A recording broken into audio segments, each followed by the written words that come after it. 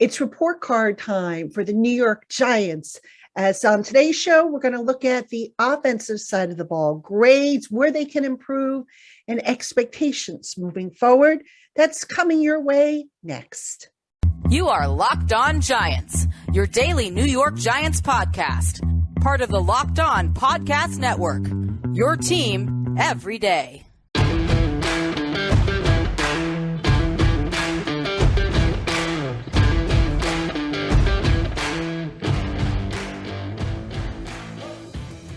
Today's episode of the Locked On Giants podcast is brought to you by Ultimate Football GM. Ever dreamed of becoming an NFL GM and managing your own football franchise? Then this game is definitely for you. To download the game, just visit ultimate-gm.com or look it up in the app stores. Our listeners get a 100% free boost to their franchise when using the promo code Locked On, and that's in all caps, by the way, when they sign up for the game. Hello, New York Giant fans, and welcome to another edition of the Locked On Giants podcast, part of the Locked On podcast family, your team every day. My name is Patricia Traina. Happy to have you with us on this Wednesday, 1st of February. It is hump day, but it is a new month. Off season is well underway for the New York Giants. And on today's show, we are going to do grades. We're going to do grades for the offensive side of the ball. So what I've done is I've broken down the three categories, well, actually four categories. We have the Giants quarterbacks, we have the running game, we have the receivers, and the offensive line. So I've got grades that I'm going to assign. I'm going to tell you why I'm assigning the grades, and then I'm going to tell you what I think could be better for next year. So that is the agenda for today's show. Again, glad to have you with us. Thank you for making us your first watch of the day of watching on YouTube or your first listen. Let's jump right in, and we're going to kick things off with the quarterback group. Now, the quarterback group this year was primarily Daniel Jones, and I'm giving the quarterback groups, specifically Daniel Jones, a grade of B. And here's why I'm giving him a grade of B.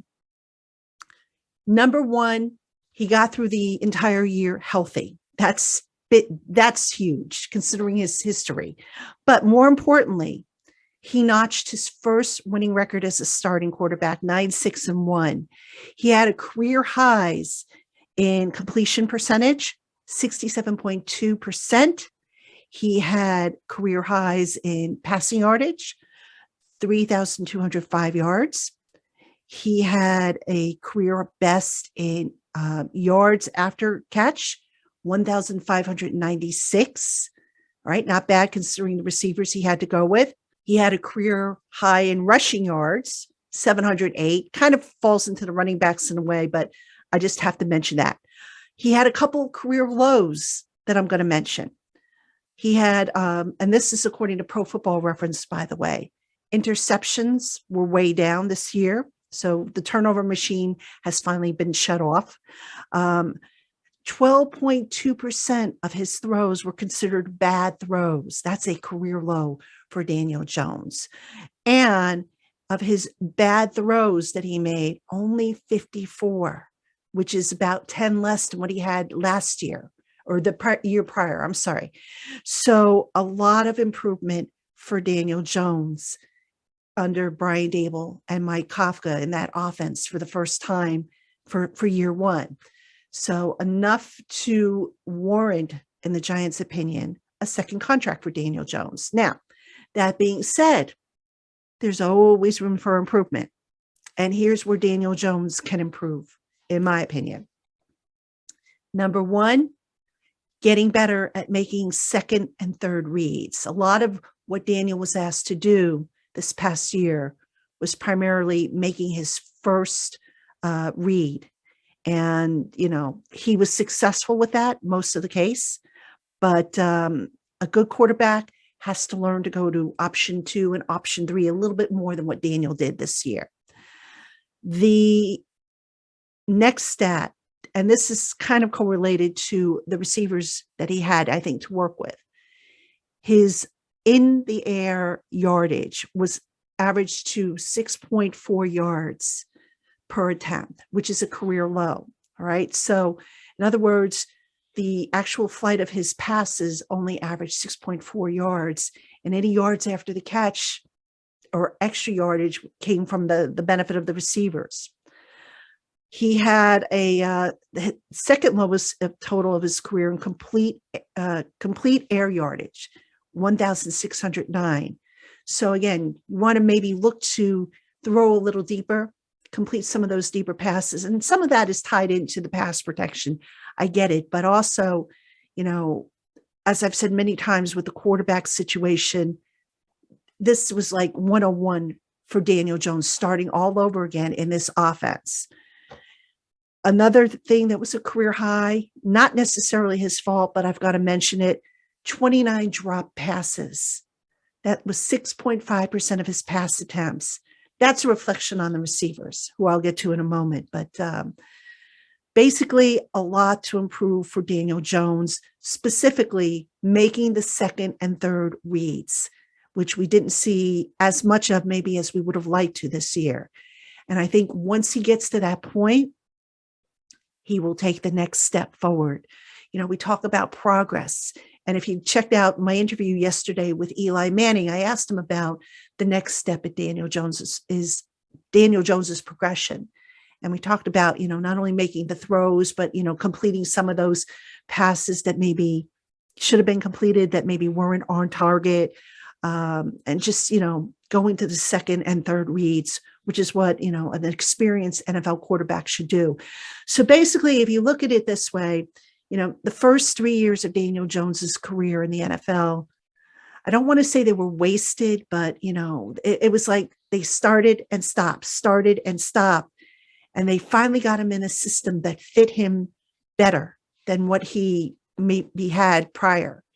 And now that he has this better system, he was able to step up and show that he could handle level 1 of it. So now the next step for him, obviously, is to handle level 2. So overall, Daniel Jones gets a B. And, we didn't see a whole lot of Tyrod Taylor. Davis Webb got his start in a meaningless game that was pretty much vanilla.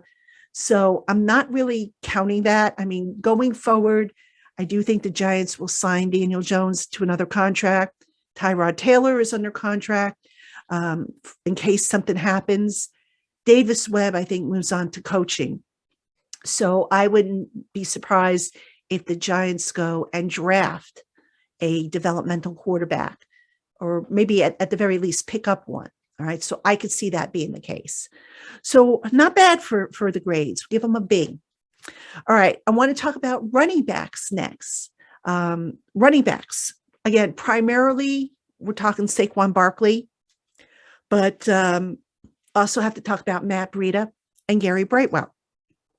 But let's talk about the running game in general, which, by the way, I'm giving an A- grade.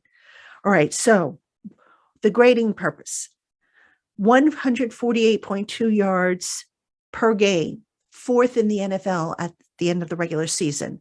4.84 yards per play, which was fifth in the NFL. Right there is worthy of an A. Saquon Barkley finishing with 1,312 yards in the regular season, a new career high, beat his rookie year total by 5 yards. Was one shy of his career total in rushing touchdowns. He had 10 this year, as opposed to 11 that he had in his rookie season.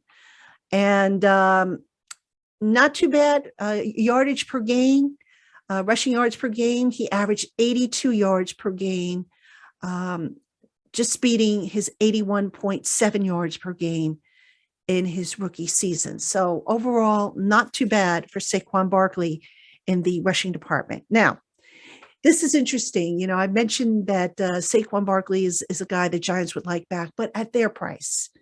So if you look at total rushing yards, Saquon overall, including playoffs, had 1,426 yards, a little more than Christian McCaffrey, who finished with 1,377 yards, and Derrick Henry. Derrick Henry had 1,534 yards, so Saquon just underneath him. But there are reports that Saquon wants a contract on par as Christian McCaffrey. And I'm going to do an article on Giants Country as to why he shouldn't get more than or Christian McCaffrey money. But this kind of ties into where the Giants rushing game can improve. All right. I thought, for example, the yards after contact could improve. Saquon averaged 2.75 yards after contact, 75th amongst NFL running backs. Matt Breida averaged 2.89 yards after contact. Ideally, you'd like to see your running backs average about 3. So that, to me, not very good. And the reason why you want to see them average about 3 is because you really don't want to have to rely on your quarterback to run short yardage. You want your running backs to be able to do that, because the more pounding your quarterback takes, the more likely you're exposing him to potential injuries. So I didn't care for that stat at all. Another stat that I thought was kind of weak for the Giants runners, forced missed tackles. According to Pro Football Focus, Saquon finished 17th with 41. Let me see. And that was about 7 less than Christian McCaffrey, who finished 13th. Receiving. Now, I was surprised that the Giants didn't really use Saquon as much as a receiver as I thought they would. Certainly not as much as they used him in his rookie season. Saquon led the Giants running backs with 6 drops. Can't have that. Cannot have that. He finished 87th, tied for 87th amongst running backs in terms of receiving yardage.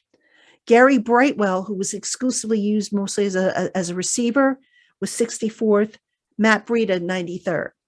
So ideally, the job of a running back is to obviously run the ball. I get it. But you also want to have that versatility. You don't want to have a situation where every time the guy comes out on the field, you're thinking, okay, it's going to be a run, or okay, this guy's going to be a decoy. And we saw that, I think, a little too much. So overall, the running game wasn't bad. All right. I think it's worthy of that A, but I give it an A- because of the stats that I think that can improve: the yards after contact, the drop passes, and just, the forced missed tackles, things that a good running back should be able to work into their game. All right. Coming up next, we're going to talk about the receivers and the tight ends. So don't go anywhere. Hey, Giant fans, have you ever wanted to show the NFL GMs how it's really done? Well, now you can by hooking up with Ultimate Football GM, where you have the final say over every aspect of your roster.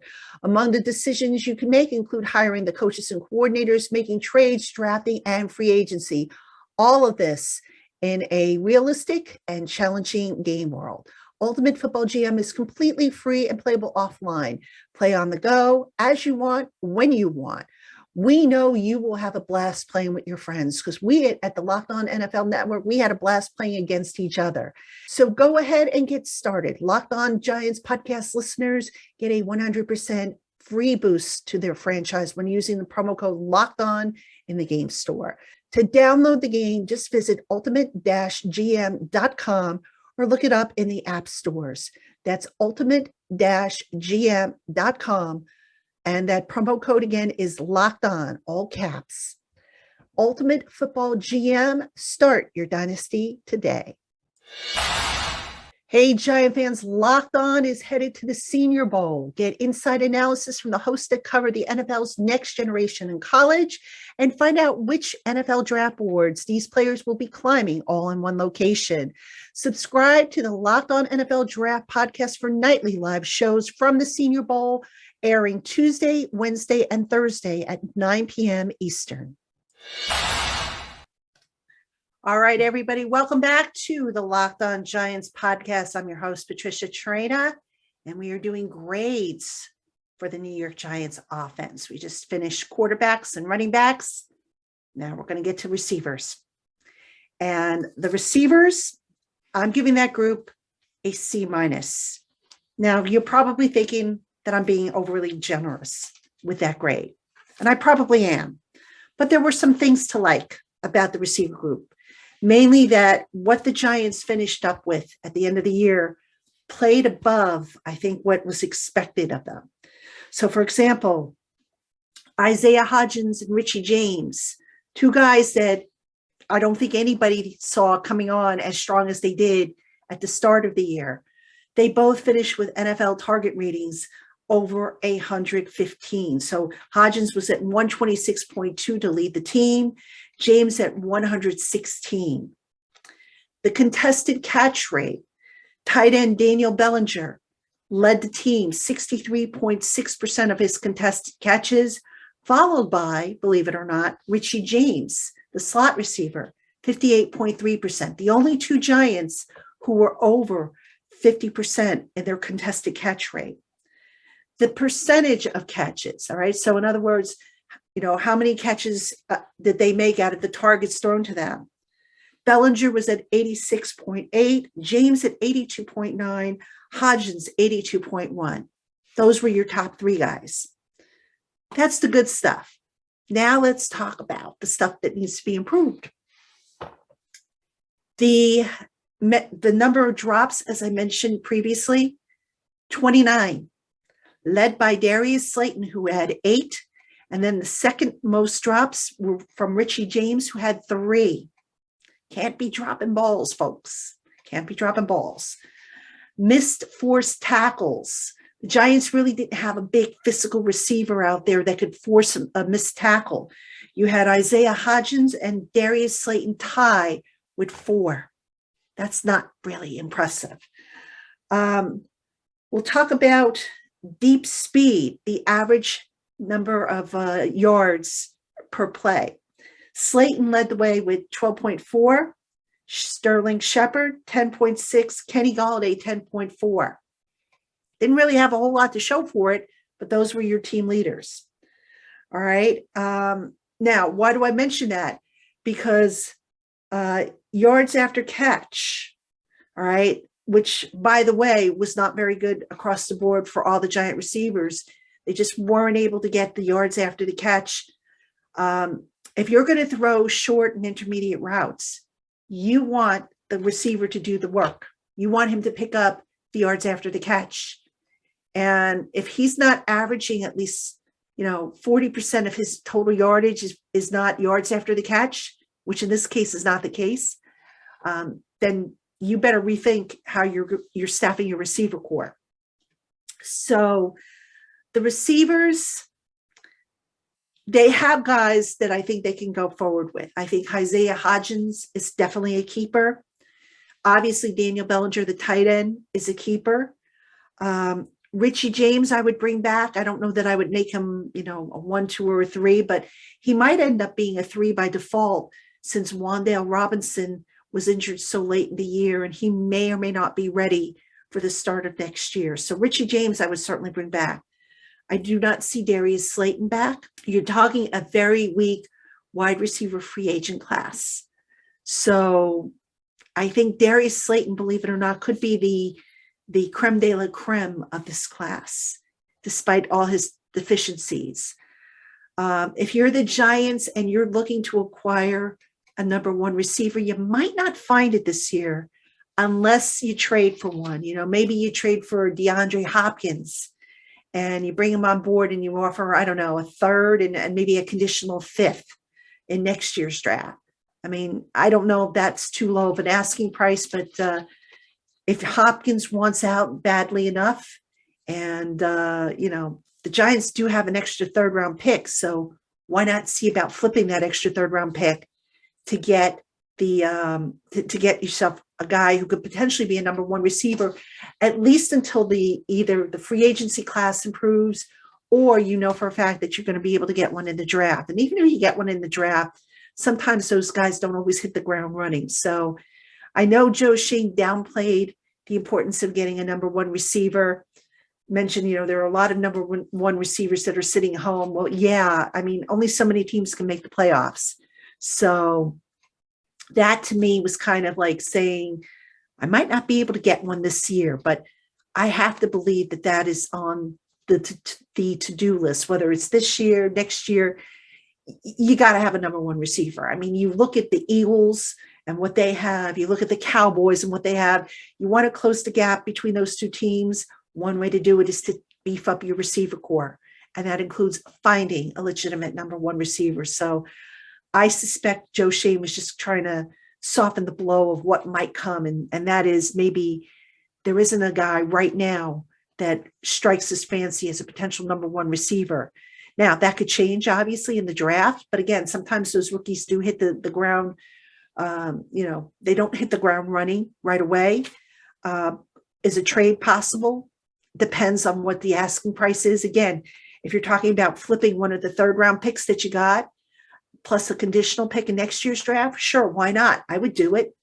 But right now, I'm not sure where that receiver is going to come from. I think they're going to look to draft. I think they're going to potentially look to add a low-cost veteran. I do not think Sterling Shepard is the answer, by the way. I love Shepard, but I don't think he's the answer. So, yeah, the Giants have themselves a little bit of a dilemma here with receiver and how they're going to proceed. Now, I haven't spoken a whole lot about tight ends. They do have Bellinger, who's a keeper. I'd like to see them add another guy who could potentially, contribute in the passing game. You could never have too many, receivers, because as I mentioned in the last segment, the running back's not really deployed as much. And I don't know if that was a result of, by design or just what the circumstances were, but you got to have a speed burner. And until the Giants add a viable threat that, teams have to worry about, that teams are going to double up, a guy that can separate, a guy that can get open, Giants are not going to close that gap between Dallas and Philly. That's one area they're just not going to close the gap. So very important for the Giants to look ahead and see if they can find a number one receiver somewhere. All right. So maybe you wait another year. I don't know. Because then you have Jerry Jeudy becomes a free agent, assuming Denver doesn't sign him. Or who knows, maybe Jerry Jeudy becomes available again, now that the Broncos are changing head coaches. So, yeah, to me, I think of the positions out there that the Giants need to upgrade, receiver might be the toughest one, given the talent pool that's available in free agency and the mixed reactions so far on the draft class. But if anybody's going to find a diamond in the rough, Joe Schoen and Brandon Brown and company will be the ones to do it. Of that, I am sure. But we'll have to see whether or not, those guys are just, steady that they bring in, or if any of them reach the level of an AJ Brown or a CD Lamb. So remains to be seen. All right, coming up next, offensive line. Don't go anywhere.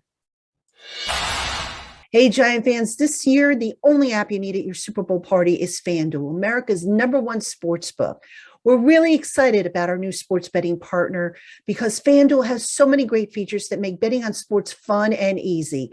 You can bet on everything from the money line to point spreads to who will score a touchdown. The FanDuel app is safe, secure, and super easy to use. And best of all, you can get paid for your winnings instantly. Download the FanDuel app today so you can bet on Super Bowl 57 with a no-sweat first bet. You get up to $3,000 back in bonus bets if your first bet doesn't win. Join FanDuel today at FanDuel.com/lockedon for details to claim your no-sweat first bet on Super Bowl 57. That's FanDuel.com/lockedon. Make every moment more with FanDuel, the official sportsbook partner of the NFL. Hey, Giant fans, if you haven't tried Built Bars yet, what are you waiting for? These are tasty, good for you protein bars that are covered in real milk chocolate. They come in different flavors, both nut and nut-free variety. They're low in sugar and carbs and high in protein, and they taste like candy bars. No joke, folks. Built Bars are really good. And right now, if you're trying to lose a few pounds, you want to eat right, but you don't want to deprive yourself of something sweet and tasty, Built Bars are the way to go. And guess what? Now you don't have to wait for your order to ship from Built.com anymore because your local Walmart or Sam's Club now carries Built Bars right in their pharmacy section. So go on in today, pick up a box of Built Bars, the delicious tasting treat that is good for you.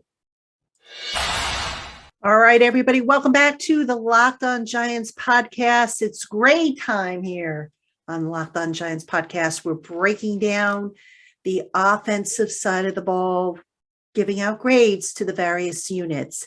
Defense and special teams will be coming up later in the week, but we have some other content that I'm going to get to. Actually, I'm going to do some bonus shows for you this week. So starting on Thursday, my hope is to have some reports from my Locked On colleagues who are down at the Senior Bowl. I'm going to see if we can pick up some scoops and some little tidbits on who's looking good, maybe who guys that the Giants might have shown an interest in. So I'm going to have a couple guys on from the Senior Bowl. I'm supposed to talk to Justin Pennick at some point this week, also from the Senior Bowl. Justin, of course, is with Talking Giants, so he's always a great guest, and I hope to have him on as well. Locked On Giants Live is going to continue for this week at any rate. Unfortunately, it won't be with Dog and Entertainer, but I'm bringing on somebody who I've wanted to have on the show for quite some time now, and that is the young man, Sam Prince, who is the Make-A-Wish young man who got to announce the Giants draft picks last year. And Sam's a very big Giant fan, and I never got a chance to really talk to him. I'm getting my chance now, and I like to bring on different people onto the show, not just, people who are former players, former coaches, media members, but it's always nice, I think, to get a fan's perspective. Sam is going to do a wonderful job. I hope you will tune in. That is a live show Thursday night at 8:00, and just so much to cover here on Locked On Giants, and hope you will continue to tune in and be a part of it. And just real quick before I get into the offensive line grades, normally I do try to answer at least one question per segment. I do have some questions that you guys submitted. Not going to be able to fit it into this show, but don't worry. I have them in my email. They're sitting in my inbox, and I will get to them. So if you want to send in a question for one of the Q&A segments that we do here on Locked On, send them over, and I will work to get them in where I have available slots in the various shows. So, all right, let's do offensive line.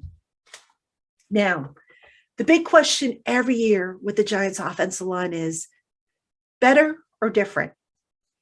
Well, again, the offensive line was rebuilt. Was it better? In some ways, yes. In some ways, no. Here's how I kind of broke it down a little bit. First off, I gave the offensive line a grade of C+. All right. Now, what do I like about the offensive line as configured? I think the Giants have their bookend tackles of the future. And I know, folks, Evan Neal struggled. I'm going to get to that in a minute. But I think that he and Andrew Thomas are the future at tackle for the Giants. I think, overall, the left side of the offensive line was the strength. Andrew Thomas and Ben Bredesen at left guard, they were the top two Giants offensive linemen in terms of pass blocking efficiency rating. Andrew had a 97, which was the team best. Bredesen, 96.6. And I think the injuries that they had on that offensive line, particularly at left guard, you had Bredesen, you had Izudu, you had Shane Lemieux try to play that position. Nick Gates tried to play that position. You had at least 4 different guys. And Andrew Thomas held up, despite that revolving door brought on by injuries. So, Bredesen, I think, was the best out of the batch based on, pressures allowed and that sort of thing. Now, over on the right side, it was a little rough. All right, let's not kid ourselves here. You did have, like I said, Evan Neal, the rookie. And I can't help but wonder how much Evan Neal's rawness, if you will, affected Mark Lewinsky. And I say that because In terms of quarterback pressures allowed, Evan Neal led the team with 52, according to Pro Football Focus. Mark Lewinsky was second with 37. The next nearest offensive lineman was John Feliciano with 25. And a lot of times, I don't think people take this into consideration, but sometimes the guy lining up next to you, if you have to compensate for him, if you have to help him out, that can kind of drag your performance down a little bit. So I'm curious to see how Mark Lewinsky does next year with Evan Neal now entering his second season. And here's the other thing with Evan Neal, and I've said this on a show in the past, I'll say it again. I wonder how much that midseason knee injury was a factor in his play, because he had that injury in week 7, missed, I think, 4 games. When he came back, the technique was not the same. I looked at him on film, and there were far too many times when I thought Evan Neal was bending at the waist as opposed to bending at the knees. And when you bend at the waist and you're an offensive lineman, you lose your leverage and you are going to get beat. And not surprisingly, most of the pressures that Evan Neal gave up came after he returned from that knee injury. So I think that was a factor. Now, the Giants and Evan Neal will say it wasn't. The film doesn't lie, folks. I think that was a factor. All right. Overall, on the offensive line, what would I like to see improve? The sacks per pass attempt was 9.42%, which ranked 27th in the league. You can't be having your quarterback sacked at that rate. All right. You got to give your quarterback better protection. And the offensive line, particularly, like I said, that right side, some struggles sometimes in the interior, they had their problems. Their pass blocking efficiency rating overall was an 82.8, tying them for 26 with Minnesota. Not good. Total pressures allowed, according to Pro Football Focus, 212, third most in the league. Again, you got to protect your quarterback. And part of it, again, was injury related. I get that. But just something needs to be upgraded there. Now, what do the Giants do moving forward? I do think the interior of the offensive line needs to be addressed.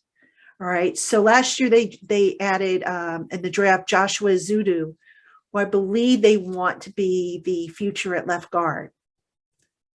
Ezeudu had that season-ending injury. He looked raw at times. I think they stick with Bredesen, who's under contract, but also you look to continue to add along the interior, because that's where you really need to shore up the protection. At center, if it comes down to John Feliciano or Nick Gates, as much as it pains me to say it, because you guys know how I feel about Nick Gates, I think they go with Feliciano. And here's why. You re-sign him for another, say, 2 years. You draft a center this year. I think you have to draft a center for the long term. And you get that guy ready to step in so that after this year, maybe Feliciano, if you sign him on a 2-year deal, he doesn't have any more guaranteed money. And you get out of that contract and you make the transition. But you don't, to me, you don't bring in a rookie and just throw him right in there. You know, you're trying to progress the offense. Give the kids a chance to learn it and then make the transition. And I do believe the Giants will look to draft a center. I mean, if they don't, I don't know what they're thinking. I'd be curious to know what they're thinking, because Feliciano, I don't think is the long-term answer. Can Gates be the long-term answer? Probably, but it's going to cost a lot. So I think the way to go is with a rookie. I could see them maybe going with a day 2 center, and a guy who can maybe play guard, but get a center, a guy who has done it in college. Because right now, if you look across the board, everybody the Giants had on the roster who played center was a converted guard. So get a guy who has done it in college. None of this, this converting stuff. Just, go with the authentic thing. So that's what I think the Giants are going to do as far as addressing the offensive line. Again, the offensive line was not horrible, but there's a lot of room for improvement. And I think they will be the first ones to tell you that there is a lot of room for improvement. All right. So to recap, ladies and gentlemen, quarterback gets a B, running backs an A-, receivers C-, and offensive line C+. Those are my grades. What are yours? I'd be curious to hear them. Put a comment. If you're watching on YouTube, put a comment in the comment section below. Let me know what your grades are. If you're listening on our audio platforms, drop me an email. Let me know what you think as far as the grades are. If you agree, disagree, and why. Get a discussion going. So, all right, everybody, that is going to do it for this edition of the Locked On Giants podcast. I want to thank you for tuning in. We will be back tomorrow with another show. And again, don't forget, Locked On Giants Live on Thursday night, 8:00 p.m. Eastern. Sam Prince is my special guest. Hope to see you there. Until then, everybody, have a great one.